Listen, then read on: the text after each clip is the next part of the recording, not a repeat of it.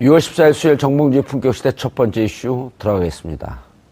여당 의원 3명의 장관 후보자에 대한 인사청문회가 오전 내내 파행을 거듭하다 오후부터 가까스로 진행됐습니다.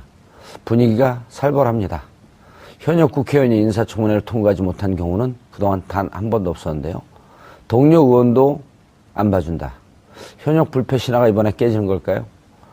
전문가 세 분 모시고 말씀 나눠보도록 하겠습니다. 장윤선 오마이뉴스 기자 자리하셨습니다. 네, 안녕하세요. 예. 이지아 변호사님 자리하셨습니다. 네, 안녕하세요.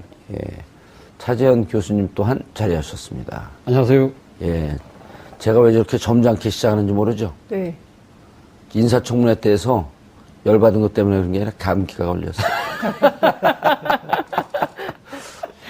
허를 찔렀죠. 아니, 그런 건 아니고, 예. 왜 항상 좀, 아재 개그로 시작을 하시는데, 예. 오늘은 왜 아재 개그를 안 하시냐고 기다리고 있었어요. 그 진실을 잘 모르시죠? 예. 장윤성 기자를 소개하고, 예. 그리고 말을 몇 마디 더 붙여줘야지 카메라 기자들이 다음 카메라 옮겨갈 준비를 해요. 아. 카메라 기자들에 대한 배려. 아, 그렇군요. 예. 카메라 기사님들에 대한. 평소 다르게 행동하거나 말을 할 때는 좀 위험하다 그러던데. 그래요? 네. 죽을 때가 된 거예요? 자, 그런데, 인사청문회 보면요. 네. 저는 총론으로 자유한국당, 집권할 때, 네. 그때 인사청문회 하면서 나왔던 결격 사유와 네. 지금과 아주 기계적으로, 균형적으로 비교해야 되는 거 아니에요? 기계적인 균형을 할 예. 수가 없죠. 그러니까 기계적인 균형 원리는 언론업계에서 많이 쓰는 표현인데 예. 기계적 균형을 맞출 수 없고 맞춰서도 안 된다고 생각하는데요. 그러니까 예. 이를테면 박근혜 정부에서 인사참사가 났었던 배경을 살펴보면 그때는 국민들이 도저히 납득할 수 없는 수준의 것들이었어요. 이를테면 뭐 친일의 정도라든가 이를테면 뭐 부정부패의 수위라든가 이런 것들이 도저히 국민들이 용인할 수 없는 수준이었는데 병역도 면제가 아니라 면탈. 면탈, 그다음에 세금 탈루, 이런 것, 조세 포탈, 이런 등등이, 그러니까 국민들이 보기에 진짜 저건 너무한다. 예. 그리고 이제 그 역사관도 굉장히 중요한데, 친일사관 저거 너무 심각하다. 이런 총리 후보자들 너무 많았었잖아요. 그런데 이번에는 국민들이 그냥 모르고 무조건 묻지마 지지를 하는 것이 아니라 상당히 비교적 꼼꼼하게 검토하고 지금 다 이제 1인 미디어 시대 아니겠어요? 그렇죠. 전부 모바일로 네. 매일 출근길, 퇴근길 뉴스 검색하면서 이게 과연 타당한가 합리적인가를 비교 분석 검토를 하고 있거든요. 근데 과거하고 비교해 볼 때 이를테면 지금 뭐 쟁점이 됐던 강경화 후보자라든가 그리고 또 이제 어제 그제죠. 김상조 공정거래위원장의 이를테면 뭡니까? 위장 전입 문제가 외국에 공부하러 가면서 우편물 때문에 본가에 주소를 이전해 놨는데 이게 위장 전입? 그럼 나도 위장 전입인데 이런 사람들이 굉장히 많았던 거죠. 그래서 박근혜 정부 때하고 비교를 좀 해보자면 그때는 국민적 지지가 굉장히 낮았어요. 후보자들에 대해서. 그런데 지금 경우에는 강경화 후보도 그렇고 또 김상조 위원장도 그렇고 전부 국민적 지지가 높습니다. 그러니까 국회는 대의민주주의 기관이잖아요. 그렇죠. 그러니까 국민의 뜻을 대의하는 기관인데 그때는 국민적 지지가 낮았기 때문에 통과하지 못했던 거고 지금은 국민적 지지가 높기 때문에 정치권 내부에서는 정부가 그냥 밀어붙여도 되는 거 아니냐. 국민의 힘을 믿고 예. 이런 얘기도 나오고 있습니다. 근데 추경 때문에 그렇게 밀어붙이기도 좀 곤란한 상황 아니에요?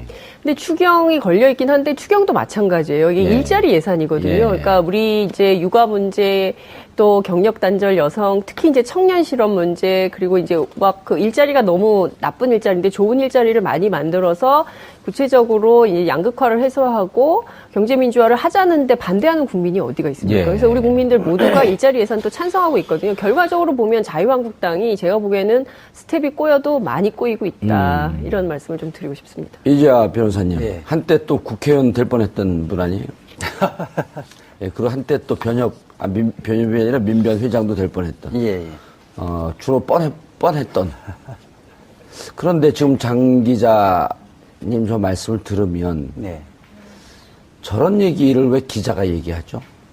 민주당 의원들이 청문회나 이런 데 참여한 의원들이 해야 되는 거 아니에요? 혹은 민주당에서 당론으로 저런 걸 당에서 공식 입장으로 얘기하면 곤란해도 민주당 의원들이 저런 얘기를 해야 되는 거 아닌가요? 그렇죠. 이제 사실은 이명박 박근혜 정부 때 그때 인사청문회는 한마디로 보면 쓰레기죠. 그게 인사청문회예요? 그러니까 뭐 역사관이라든지 예. 가치관이라든지 그다음에 뭐 이 전문성, 그 부의 전문성을 갖고 있는지 이런 기준에 와버리면 지금 후보들은 거기에 비하면 최소한 뭐 B+ 이상의 학점을 받을 수 A- 있는 좀 올려줘요. 정도인데요. 그렇죠. 비교를 해서 예. 이게 뭐 100% 완벽한 인간은 없으니까요. 성직자를 뽑는 건 아니잖아요. 그렇죠.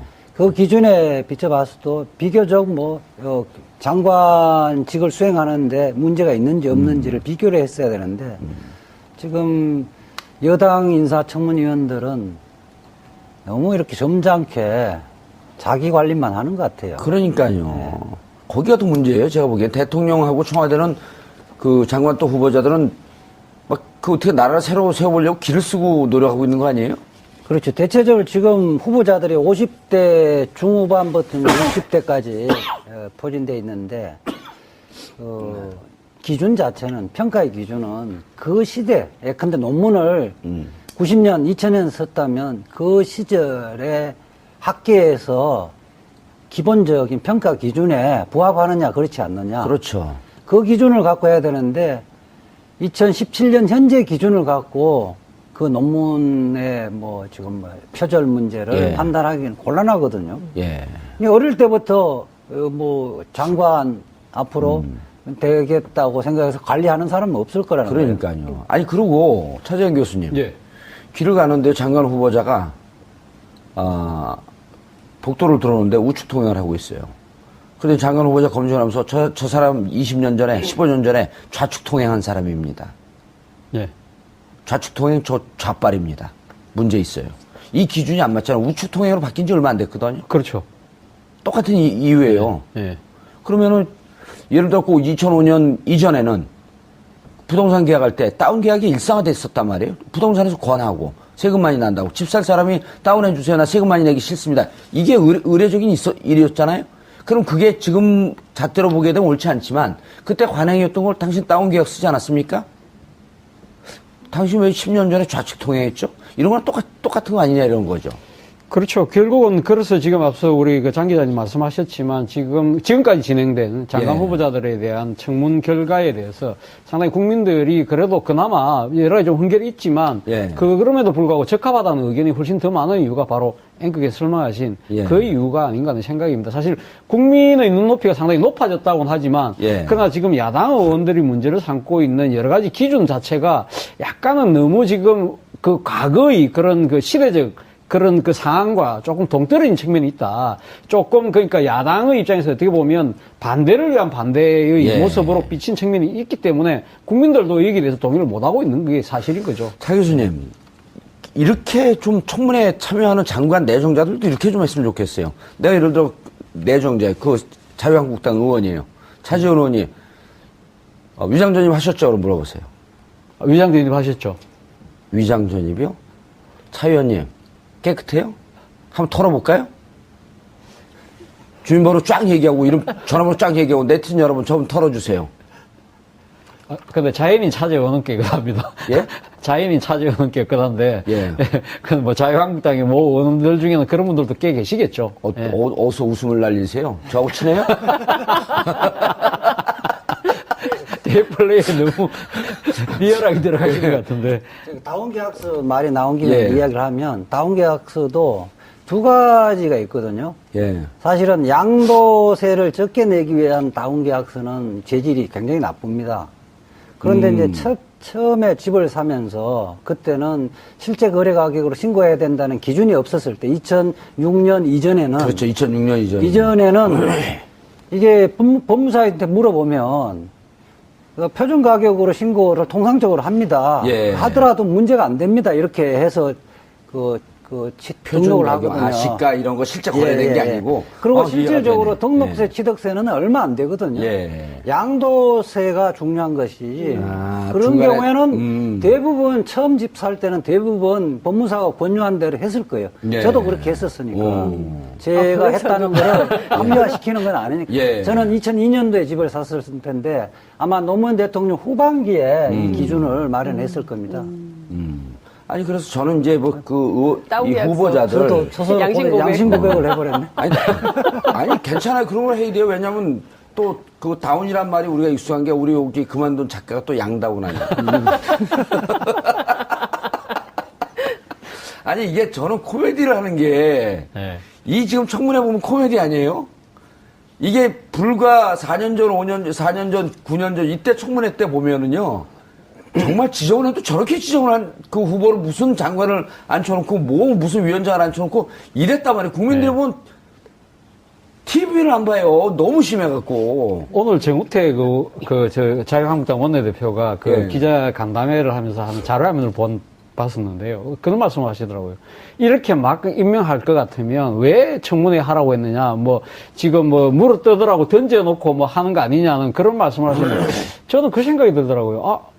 바로 불과 몇 달 전, 우리 기억하시기로 작년 그 가을쯤에 김재수 농림부 장관에 예, 대한 예. 인사청문회 때 상당히 국민적 그 비판 여론이 많이 끌어지 않습니까? 예. 그러면서 임명을 강행했던, 그때는 진짜 국민적 그 여론이 상당히 낮았었거든요. 예. 그렇게 강행을 했기 때문에 그때 해임 건의 결의안이 통과가 됐었어요. 예. 그럼에도 불구하고 박근혜 대통령이 전혀 무시하고 갔지 않습니까? 가니까 그때 당시에 그럼 자유한국당의 의원들은 그때는 전부 다 아무 말도 안 하고 입 다 봉하고 눈 다 가리고 있었거든요. 예. 그러면서 불구하고 불과 몇 달 전에 그 일이 있었는데도 불구하고 그때는 아무 말도 안 하고 계시다가 왜 이제 와서 이렇게 그 말씀을 목소리 톤을 높이는 건 야당 의원으로서 충분히 그렇게 할 수는 있다고 하지만 그러나 똑같은 사안 오히려 상당히 국민적 그 비판율이 훨씬 더 높았던 사안에 대해서는 그렇게 침묵했던 이유에 대해서 한 번쯤은 자기 반성을 먼저 하고 예. 이야기를 했다면 좀 더 설득력이 있지 않았나 하는 생각이 들더라고요.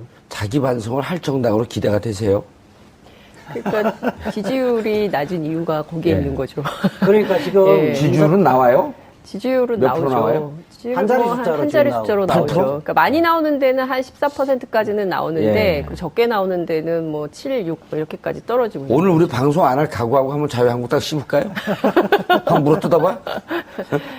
근데 이제 자유한국당 파이터의 근성을 못 쳐하면 어떻게 떨어요?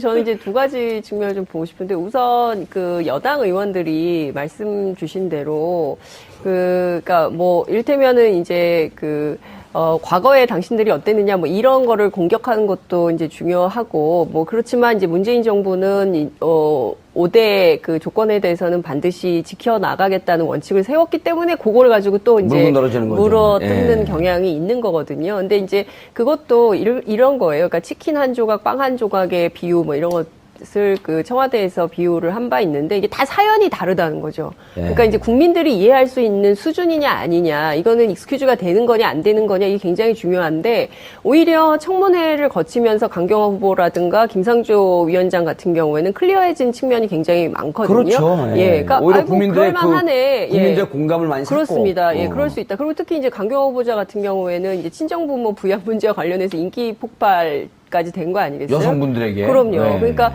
저는 큰 틀에서 보면 국민적 지지를 받고 있는 그 수준이라면 그것은 내각으로 임명해도 큰 문제 없는 거 아니냐. 청와대가 밀어붙여서 통과시켜야 된다. 그리고 또 예. 지금 한미 정상회담 앞두고 있기 때문에 외교부 장관 인선은 굉장히 중요한 문제거든요. 예. 이재하 변호사님. 예. 이게 이제 국민들 지지가 있으니까 일방적으로 강행한다라고 하는 것도 어찌 보면 오만한 태도이긴 하지만 청와대가 이쯤 되면 상당히 그 공을 들이고 노력을 했다 이렇게 평가할 수 있는 거 아닌가요? 그렇죠. 그러니까 5대 인사 기준이라는 것은 우리가 이제 형식적 법치주의가 실질적 법치주의를 이야기를 하잖아요. 변호사였었군요. 예. 그러니까 5대 기준도 어쨌든 위장 전입, 예. 위장 전입 자체가 문제가 아니라 위장 전입의 내용이 중요한 거잖아요. 부동산 투기를 목적으로 했다든지 자녀 그렇죠. 학교를 위해서 했다든지 네. 하면은 도덕적으로 좀 문제가 있는 거죠. 그래 더군다나 이제 우리 그 부동산 투기를 위해서 위장 전입하는 것 이게 대표적인 거죠. 그런데 위장 지금, 전입을 예. 불가피한 그 사정으로 하는 경우에는 우리가 도덕적으로 비난하기는 좀 어려운 예. 그 사유도 많거든요.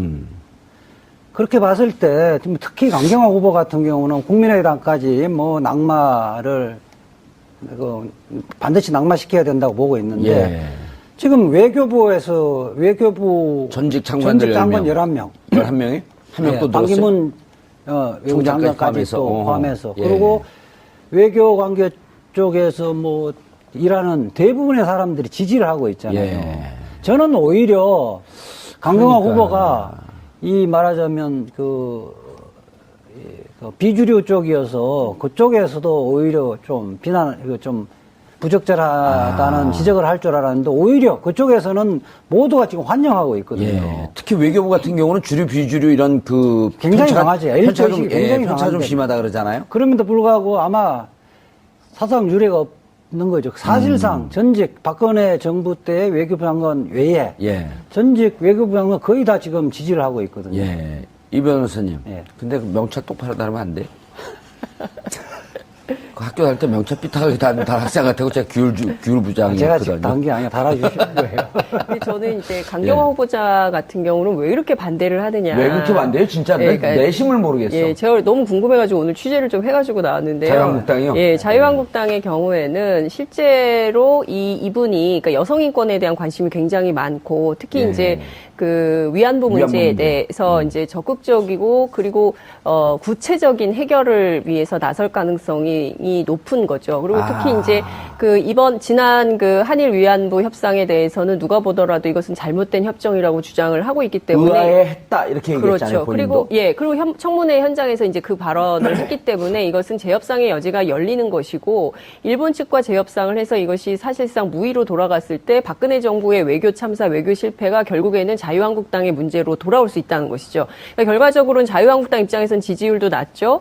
그리고 박근혜 정부 전체에 있었던 어떤 정책적인 실패가 진행됐을 경우에 이걸 가지고 이제 내년에 있는 지방선거 그리고 또 3년 뒤에 있을 총선 그다음에 이 당의 명운을 결정해야 되는 문제. 그러니까 이를테면 보수적 노선이 전부 다 흔들리기 보수의 때문에 괴멸. 그렇죠. 그 문제 때문에 강경화 카드는 도저히 받아들일 수가 없는 이런 상황이라는 얘기를 제가 들었어요. 제가 봤을 때는 그러니까 자유한국당이 그런 측면도 분명히 있습니다. 분명히 있지만 자유한국당이 지금 처해 있는 상황 자체도 지금 녹록치 않다는 겁니다. 예. 왜냐하면 과거 양당 체제라고 한다면 여당 있고 야당 한 당만 있으면 관계없는데 지금은 또 다당제 구조다 보니까 그렇죠. 그렇기 때문에 야당끼리도 경쟁을 해야 되는 상황이에요. 물론 107석이라고 해서 야당 내 대표의 자리는 있지만 자신들 입장에서는 선명성 경쟁을 해서 벌려서 뭔가 야당의 대표라는 입장을 보여줘야 되는 측면이 분명히 있는 것이죠.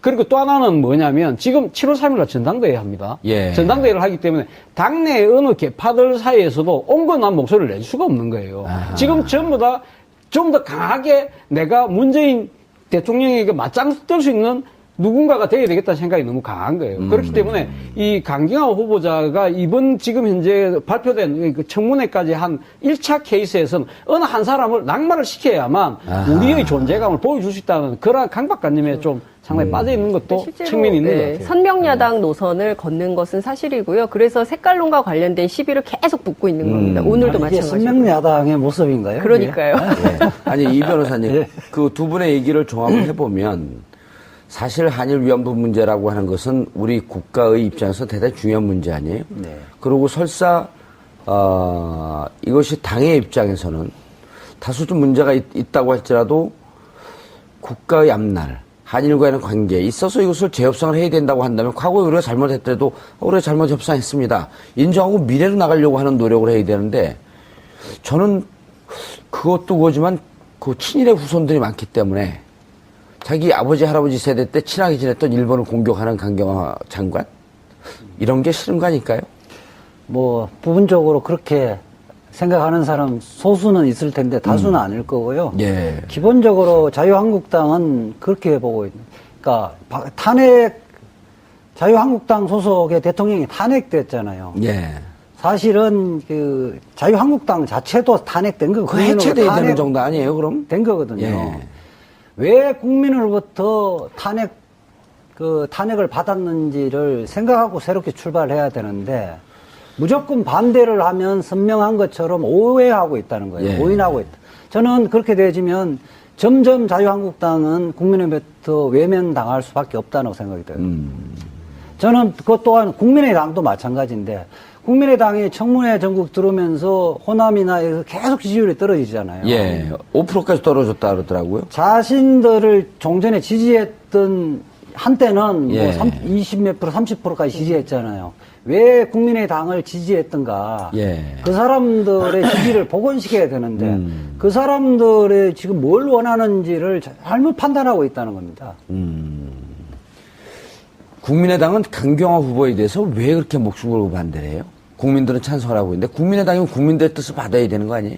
국민의당 입장에서도 사실 좀 난감한 측면이 있죠. 예. 사실 어떻게 보면 그 강경화 후보자가 제가 지난번에도 한번 여기서 말씀드렸지만 김대중 전 대통령이 발탁한 인물이거든요. 그렇죠. 그런 측면에서 본다고 한다면 그렇지만 문제는 지금 제3당으로서의 캐스팅 보트를 지어야 되겠다는 생각도 좀 분명히 갖고 있는 것 같아요. 그리고 지금 여기다가 어제 김상조 위원장에 대한 임명을 강행함으로써 이 그 국민의당 입장에서는 지금 면이 안 쓰게 되는 그런 측면이 분명히 있는 겁니다. 김상조 위원장도 반대했었나요? 아니, 국민의당은? 물론 반대, 흔쾌하게 동의를 하지 않은 거죠. 않았고, 좀 더, 그러니까 지금 김희수 헌법재판소장 지금 인준 투표까지도 지금 지금 상황이 지금 다 연결돼 있다고 보는 거죠. 연결되고 있다고 보는데, 여기 대해서 문재인 대통령이 어제 너무 기다릴 수 없다. 기다릴 수 없다 하면서 바로 가버린 것 자체가 어떻게 보면 문재인 대통령이 높은 지지율을 얻고 강하게 지금 전국을 밀어붙이는 측면이 있다. 이러한 상황에서 제3당의 위치뿐만 아니라 국민의당이 야당으로서 존재할 공간조차도 협소해지는 거 아니냐는 두려움을 갖고 있는 것이죠. 그러다 보니까 예. 강경화 후보자에 대해서는 좀 더 강경해질 수밖에 없는 그런 상황으로 강경화 후보에 대해 이게 내몰리고 있는 것이 아닌가 싶습니다. 그런데 국민의당에서 예. 또 국민의당 내부에서도 이견이 좀 있잖아요. 이견이 있죠, 분명히. 예. 그 호남을 기반으로 하고 있는 분들, 특히 박지원 의원 같은 경우는 김상조, 강경화 다 해줘야 된다. 정동영 의원도 같은 네, 입장이죠. 정도요는 정동영 의원도요. 네. 그럼 그분들이 당연히 원로인데 원로도 무시하는 뭐 그런 정당인가요? 예, 예. 지금 보니까 예. 강경화 후보가 국민의당을 분열의 소재가 된 것 같아요. 아하. 호남을 기반으로 하는 중진 의원들은 대체적으로 강경화 그 후보에 대해서 박주선 비대위원장. 동의를 해줘야 된다고 생각을 하고 박주선은 어때요? 박주선은 이제 좀 반대를 하고 있고요. 왜냐면 당의 입장을 따라줘야 그다음에 되니까. 이태규 의원 등 해서 이른바 안철수계의 비례대표 의원들이 강력하게 반대하고 있고 이분들이 이제 청문위원으로 몇 분 들어가 있죠. 그런데 대체적으로 중진 의원들, 호남을 기본하는 중진 의원들은 찬성을 하고 있는데 그러면서 사실상 전체적으로 보면 부분적으로 다르지만 안철수계 의원과 종전에 민주당에 뿌리를 두고 있는 의원들 간의 분화가 생기는 것 같아요. 그거 참 좋은 거네요. 네. 왜냐면 당은 분열과 화합 이런 그 정반합의 과정을 거치면서 당이 강화되는 거 아니에요? 국민의당 입장에서는 좋은 거 아니에요? 그 다음에 이제 초선 비례대표 의원들 보면 예. 아주 시각 자체가 근시안적이에요. 이 자체에서 위법한 거 아니냐. 위법한 게 숫자적으로 보니까 뭐 2개다, 3개다 이러니까 이것은 기준이 아니다고 보는데 중진 의원들은 큰 틀에서 보는 시각이 좀 그렇죠. 열려 있는 거죠. 예. 다소간의 흠이 있어도 불구하고 지금 외교부나 그쪽 국제사회에서 이 정도는 좀 훌륭한 후보다고 판단하면 그게 따라야 되는 게 맞다. 현역은 아니지만 문병호 최고위원 같은 경우 개인적으로 친하잖아요. 뭐라 그래요? 문병호 최고위원이 뭐 현역이 아니어서 입장이 별로 없더라고요. 바둑만 두고 있어요, 둘이 그냥? 그 사적 경력을 방송에서 이야기해서. 바둑 두는 게 나쁜 건 아니잖아요. 고스톱을 친 것도 아닌데. 물어보는데 제가 이제 코치를 좀 하죠. 문병호 의원이 컨텐츠가 없다는 얘기예요? 아니, 훌륭하죠. 아, 예, 알겠습니다. 근데 국민의당 관련해서 한번 예. 제가 좀 더 말씀드리면 22일 날 지금 국회 본회의가 지금 예정돼 22일. 예. 그때 물론 지금 뭐 이거 김희수 김희수. 예, 헌법재판소장에 대한 인사청문 경과 보고서가 이 채택에 대해서 넘어올지 안 넘어올지는 모르겠습니다만 표결을 일단은 해야 될 거 아니에요. 표결할 가능성이 상당히 높아 있던 형국이었죠. 예. 그런데 어제 문재인 대통령이 임명을 강행했습니다. 그 김상조 위원장에 대해서 위원장. 함으로써 그 22일 정도까지만 지켜봐줘서도 그러니까 그 지금 문제는 문재인 대통령이 이렇게 강행을 함으로써 일단 그 사실 어떻게 보면은 그 국민의당 입장에서 김희수 헌법재판소장에 대해서는 손을 들어줄 가능성이 상당히 높았거든요. 예. 그런 상황에서 지금 여기서 지금 어떻게 보면 김희수 헌법재판소장에 대해서 선뜻 동의에 나설 수 없는 상황으로 내몰리게 됐다는 것이 국민의당 생각인 거죠. 왜냐하면 이런 식으로 아하. 가면 이 김상조 위원장에 대해서 강행을 했는데 그럼 다시 또 김희수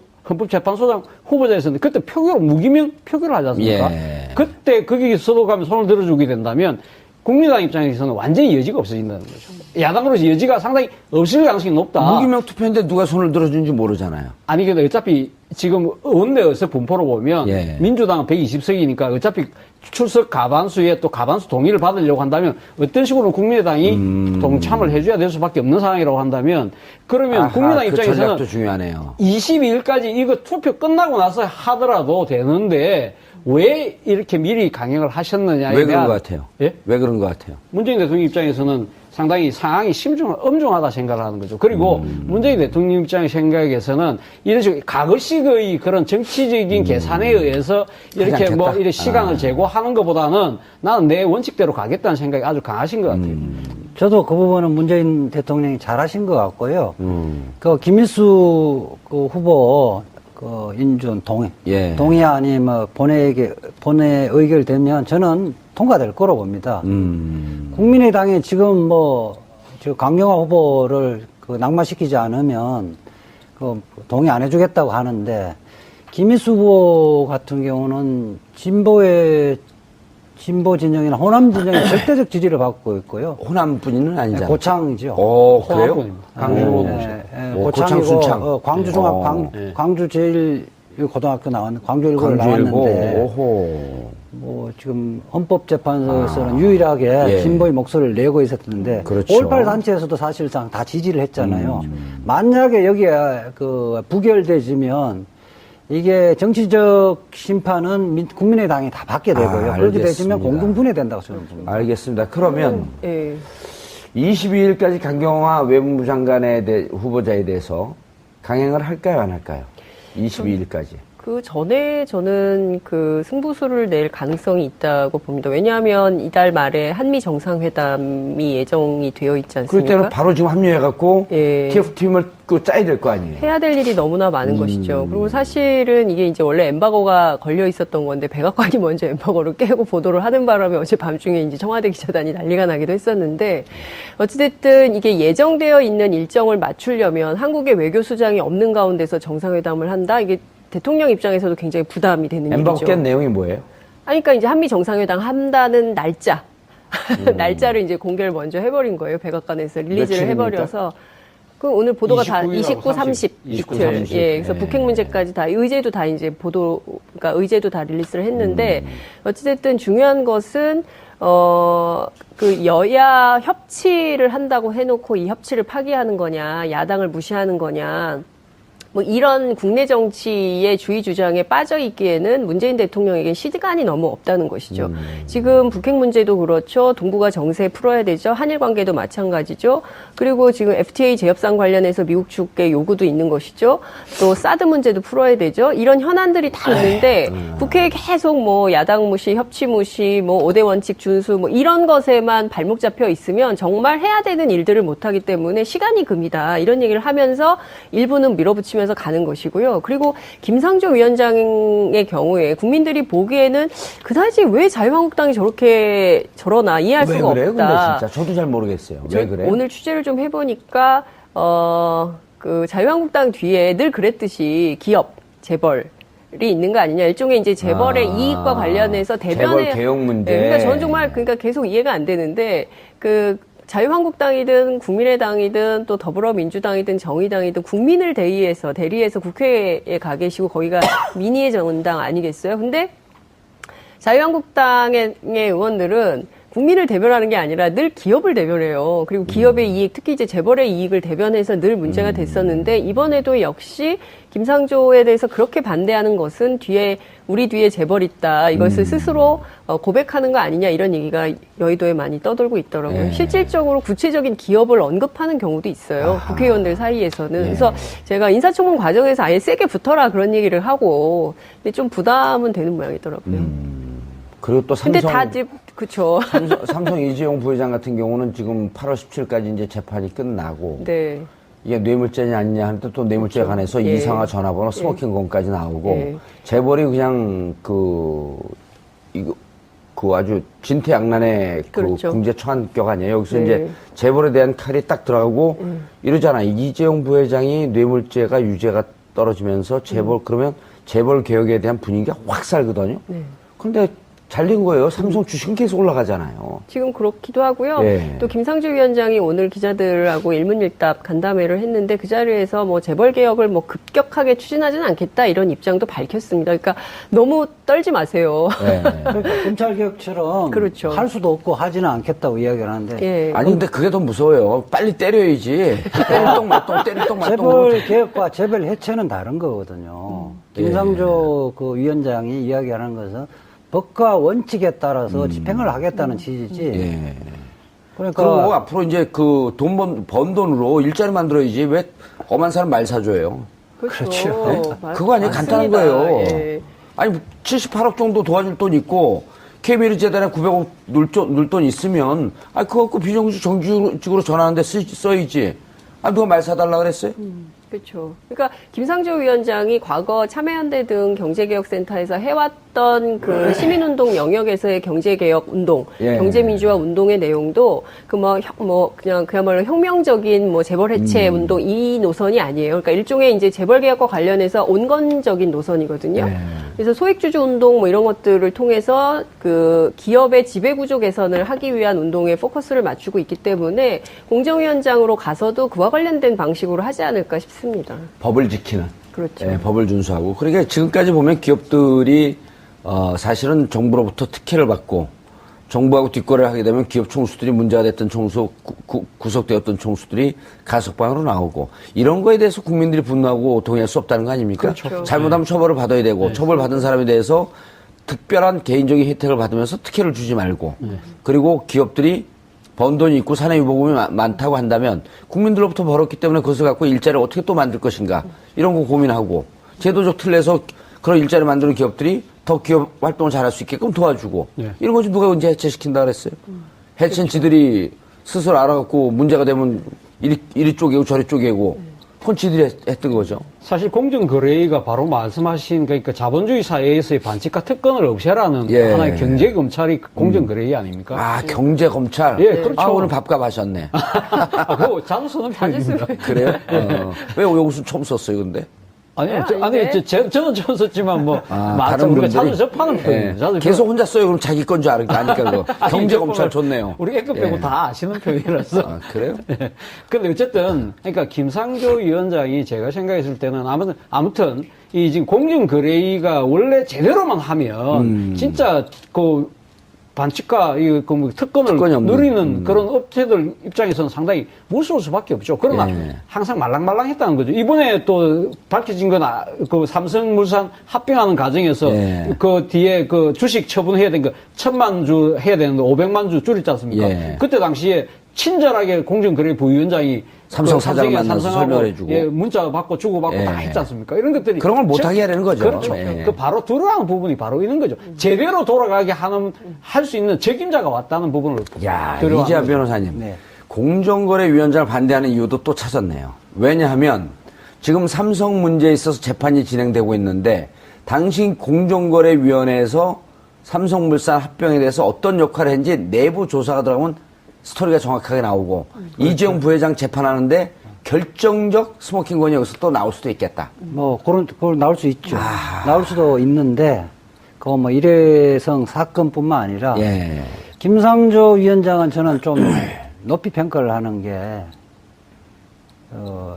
삶 자체가 김상조 들고 다니는 가방에서 보듯이, 예. 자기 스스로에서 엄격하게 그 기준을 정해서 살고 있는 사람이거든요. 우리도 다 엄격하게 정하잖아요. 시민사회 하면서도 절제된 삶을 살아가고, 근면하고 성실하고, 이런 삶을 살아가기 때문에 저는 목소리는 이렇게 진보적인 목소리를 내지만 실질 생활은 진보적이지 않은 사람들이 있거든요. 저는 그 언행에 언행이 일치하는 있죠. 사람이어서 네. 높이 평가를 합니다. 돌발 질문이요. 예. 근면 성실한 사람의 대명사가 이재환이에요.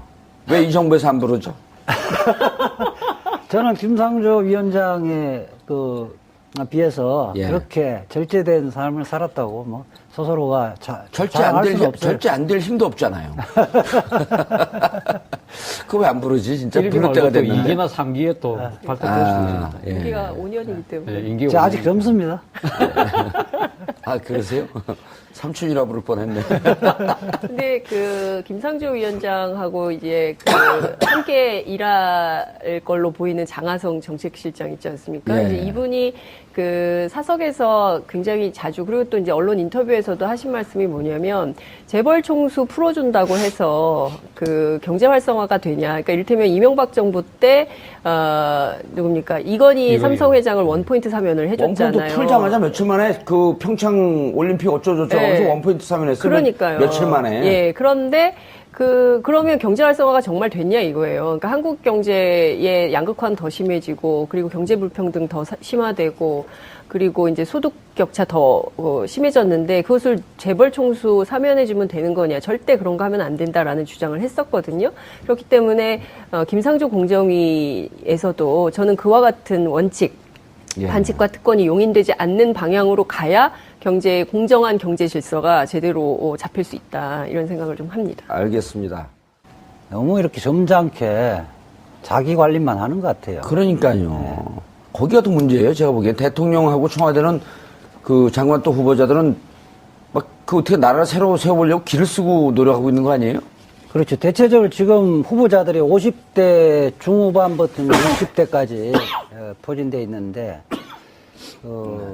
기준 자체는, 평가의 기준은 그 시대, 예컨대 논문을 90년, 2000년 썼다면 그 시절에 학계에서 기본적인 평가 기준에 부합하느냐, 그렇지 않느냐. 그렇죠.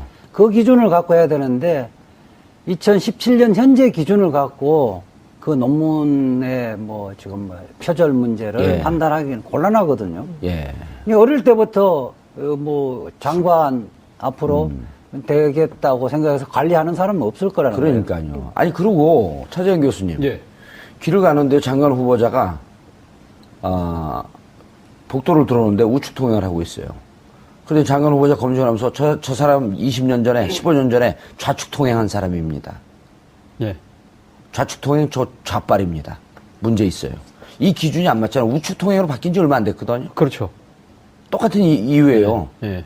그러면은 예를 들어 2005년 이전에는 부동산 계약할 때 다운 계약이 일상화됐었단 말이에요. 부동산에서 권하고 세금 많이 난다고. 집 살 사람이 다운해 주세요. 나 세금 많이 내기 싫습니다. 이게 의례적인 일이었잖아요. 그럼 그게 지금 잣대로 보게 되면 옳지 않지만 그때 관행이었던 걸 당신 다운 계약 쓰지 않았습니까? 당신 왜 10년 전에 좌측 통행했죠? 이런 건 똑같은 거 아니냐 이런 거죠. 그렇죠. 결국은 그래서 지금 앞서 우리 장 기자님 말씀하셨지만 지금까지 진행된 장관 예. 후보자들에 대한 청문 결과에 대해서 상당히 국민들이 그래도 그나마 여러 가지 좀 흥결이 있지만 예. 그럼에도 불구하고 적합하다는 의견이 훨씬 더 많은 이유가 바로 앵커께서 설명하신 예. 그 이유가 아닌가 하는 생각입니다. 사실 국민의 눈높이가 상당히 높아졌다고는 하지만 예. 그러나 지금 야당 의원들이 문제를 삼고 있는 여러 가지 기준 자체가 약간은 너무 지금 과거의 그런 시대적 그런 상황과 조금 동떨어진 측면이 있다. 조금 그러니까 야당의 입장에서 어떻게 보면 반대를 위한 반대의 예. 모습으로 비친 측면이 있기 때문에 국민들도 여기에 대해서 동의를 못하고 있는 게 사실인 거죠. 차 교수님, 이렇게 좀 청문회에 참여하는 장관 내정자들도 이렇게 좀 했으면 좋겠어요. 내가 예를 들어 내정자, 자유한국당 의원이에요. 차지원 의원이 위장 전입 하셨죠? 그럼 물어보세요. 위장 전입하셨죠?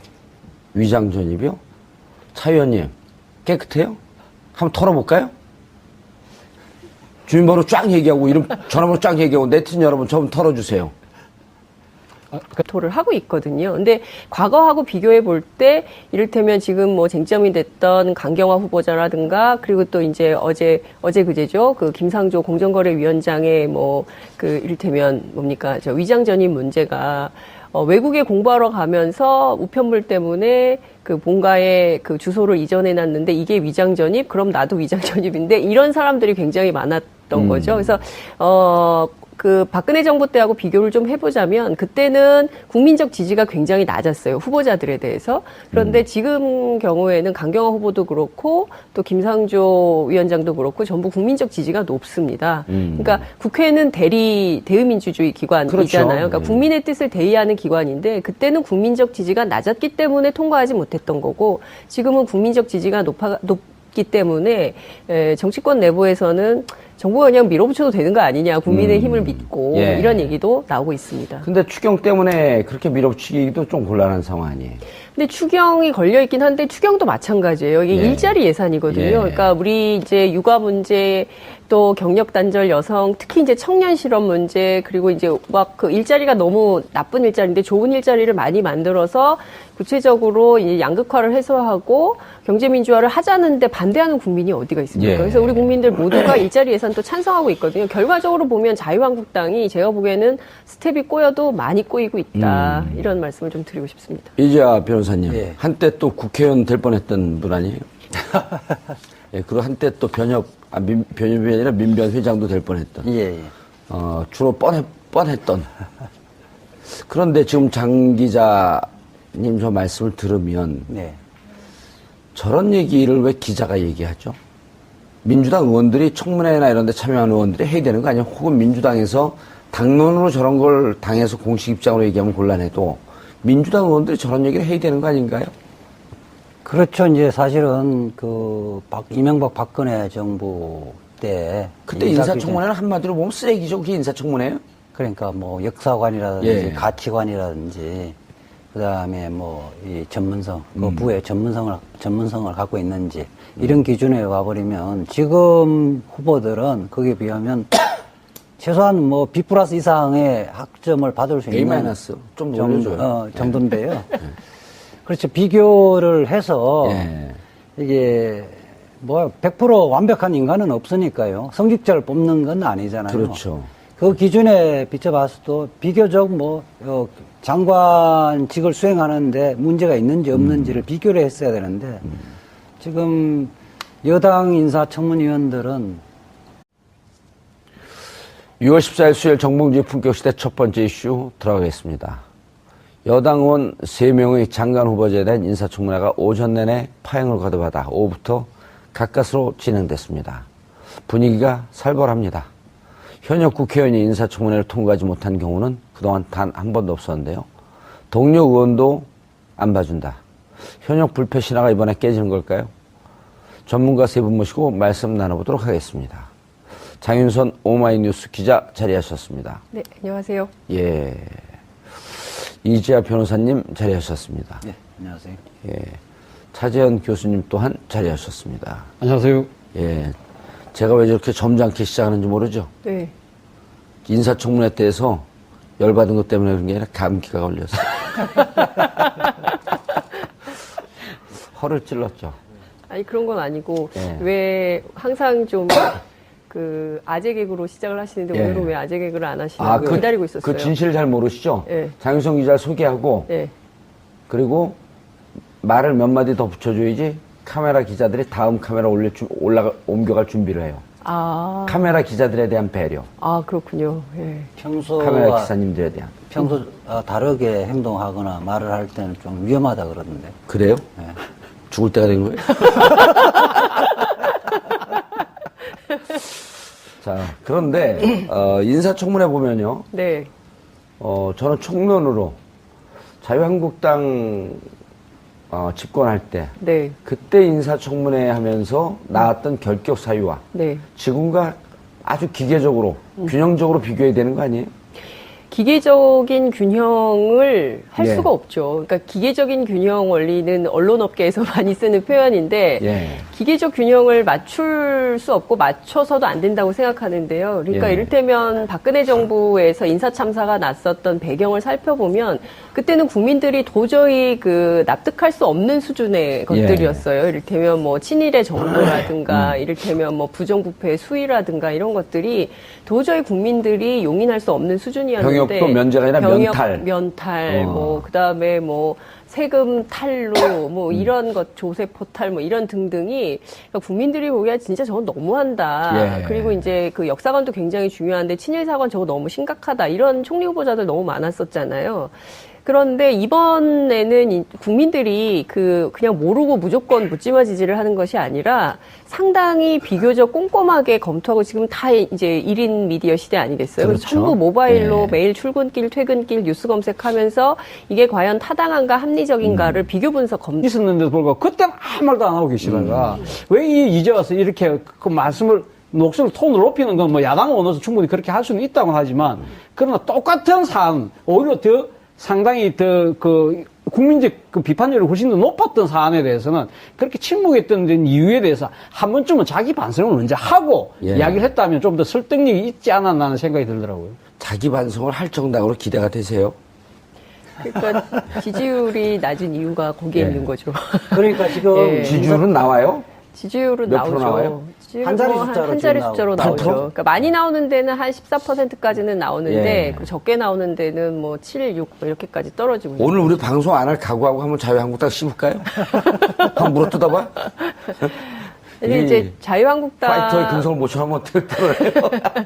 저는 이제 두 가지 측면을 좀 보고 싶은데 우선 그 여당 의원들이 말씀 주신 대로 그러니까 뭐 이를테면은 이제 과거에 당신들이 어땠느냐, 뭐 이런 거를 공격하는 것도 이제 중요하고, 뭐 그렇지만 이제 문재인 정부는, 5대 그 조건에 대해서는 반드시 지켜나가겠다는 원칙을 세웠기 때문에 그걸 가지고 또 이제 물고 늘어지는 거죠. 물어뜯는 예. 경향이 있는 거거든요. 근데 이제 그것도 이런 거예요. 그러니까 치킨 한 조각, 빵 한 조각의 비유 뭐 이런 것을 그 청와대에서 비유를 한 바 있는데 이게 다 사연이 다르다는 거죠. 예. 그러니까 이제 국민들이 이해할 수 있는 수준이냐 아니냐, 이거는 익스큐즈가 되는 거냐 안 되는 거냐 이게 굉장히 중요한데 오히려 청문회를 거치면서 강경화 후보라든가 김상조 위원장 같은 경우에는 클리어해진 측면이 굉장히 많거든요. 그렇죠. 예. 예, 그러니까 오히려 아이고, 국민들의 그럴만하네. 국민들의 공감을 많이 샀고. 그렇습니다. 예, 그럴 수 있다. 그리고 특히 이제 강경화 후보자 같은 경우에는 이제 친정부모 부양 문제와 관련해서 인기 폭발까지 된 거 아니겠어요? 여성분들에게. 그럼요. 네. 그러니까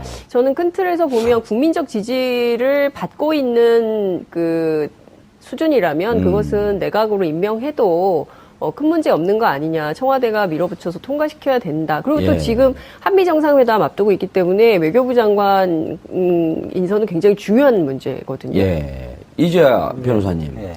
이게 이제 국민들 지지가 있으니까 일방적으로 강행한다라고 하는 것도 어찌 보면 오만한 태도이긴 하지만 청와대가 이쯤 되면 상당히 그 공을 들이고 노력을 했다 이렇게 평가할 수 있는 거 아닌가요?